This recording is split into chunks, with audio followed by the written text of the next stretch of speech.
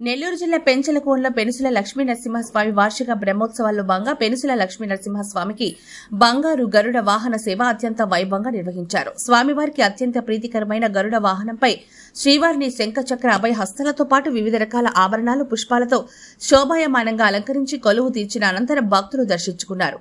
ఆదివారం రాత్రి 11 గంటలకు శ్రీవారు బంగారు గరుడ వాహనంపై కోన తిరుమాడ వీధుల్లో ఊరేగారు.